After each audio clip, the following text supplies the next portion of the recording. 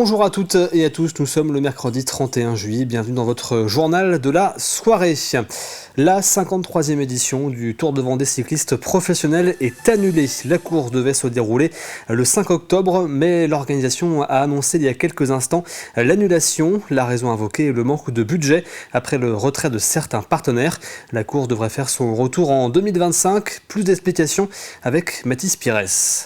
Et oui, le manque de financement a joué un rôle majeur dans l'annulation et le report du Tour de Vendée. Certains partenaires privés ont revu leurs engagements vis-à-vis du Tour, causés par les tensions économiques actuelles. C'est une grosse part du budget qui s'envole. Écoutez le président du comité d'organisation. Le Tour de Vendée, c'est à peu près 350 000 euros pour la course, pour une journée.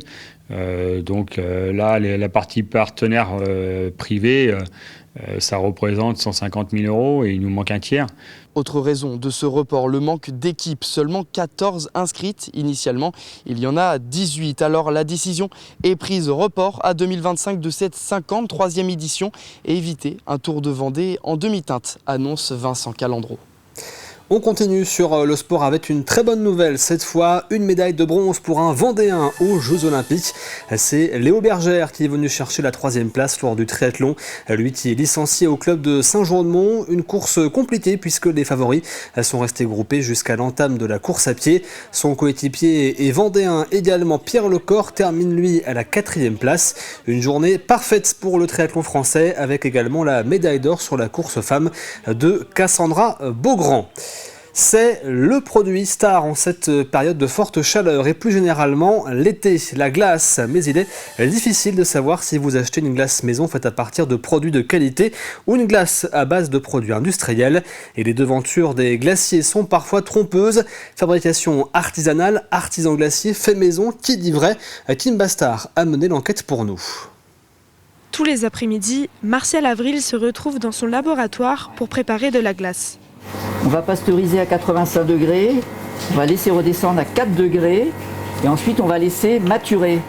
Fabriquant lui-même son produit avec des ingrédients de qualité, il a quelques astuces pour repérer les glaces qui ne sont pas réellement faites maison.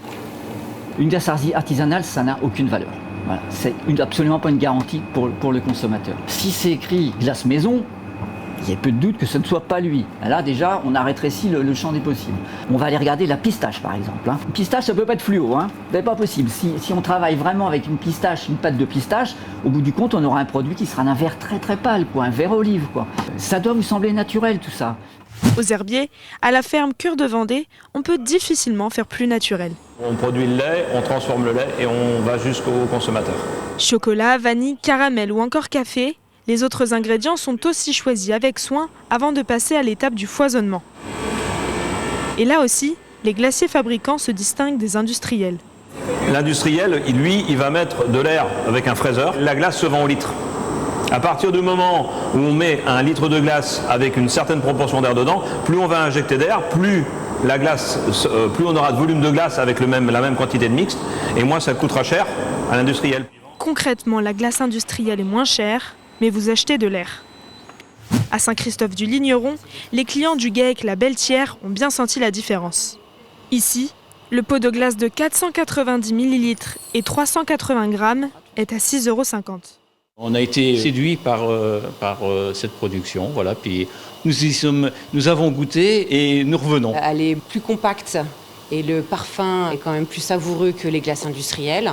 Et en plus, c'est fait avec le lait directement de la ferme. Et pour trouver de vraies glaces faites maison autour de chez vous, Marie-Ange Fouquet, co-gérante du GAEC, utilise l'application Snowbell.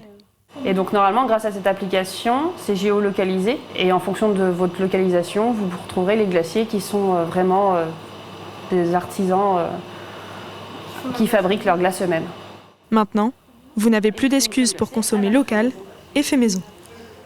Nous continuons notre série sur les châteaux, direction celui de la Guignardère à Avrier, construit en 1555. Mais vous le connaissez plus sous le nom du château des Aventuriers avec ses nombreuses animations, en faisant l'un des lieux les plus visités de Vendée.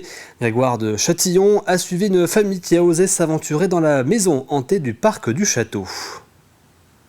Construit au XVIe siècle, le château de la Guignardière est devenu, avec son parc de loisirs, le siège du château des aventuriers pour le plus grand plaisir de toute la famille.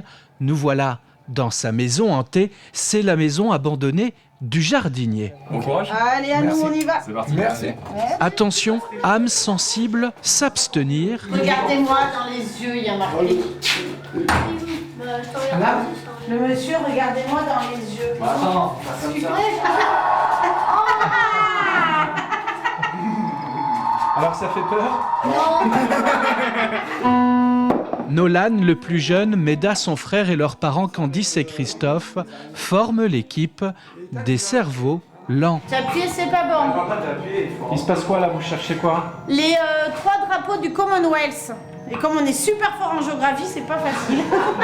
Celui qui vient jouer dans la maison hantée va avancer de salle en salle en résolvant plusieurs énigmes par salle. Et puis à la fin, donc, le but c'est de résoudre l'énigme finale et de lever la malédiction de la maison hantée. On a été les premiers en France à créer ce genre d'escape game à haute capacité. Donc on a la possibilité de faire passer jusqu'à 300 personnes maximum dans un escape game par jour, là où un escape game traditionnel va faire passer à peu près, pour les plus gros, je dirais 7 à 8 personnes toutes les 2 heures. C'est super. Il y a tous les niveaux. J'y vais. Et toi, qu'est-ce que t'en penses? Bah c'est bien, hein. C'est super bien même. 50 minutes d'aventure à éviter les pièges lancés par les fantômes. La famille s'en sort indemne. On a bien rigolé, cette affaire, c'est pas mal. Moi, je garderai le souvenir de papa qui fait le super rapide pour toucher les lumières. Ça va être drôle, ça. La maison hantée du château des aventuriers, située à Avrier, est l'escape game le plus fréquenté du Grand Ouest de la France. On se tourne maintenant vers votre météo de demain. Nous serons le 1er août et la vigilance orange canicule va se transformer en vigilance jaune. Le soleil sera présent sur l'ensemble du département avec des températures légèrement à la baisse. Il fera 18 à 20 degrés dans la matinée. Pour l'après-midi, comptez 24-25 degrés sur le littoral et 30 à 32 degrés dans les terres. C'est la fin de cette édition. Vous pouvez bien sûr retrouver l'ensemble de nos reportages sur tvvendée.fr. Je vous souhaite une excellente soirée devant TV Vendée, bien sûr.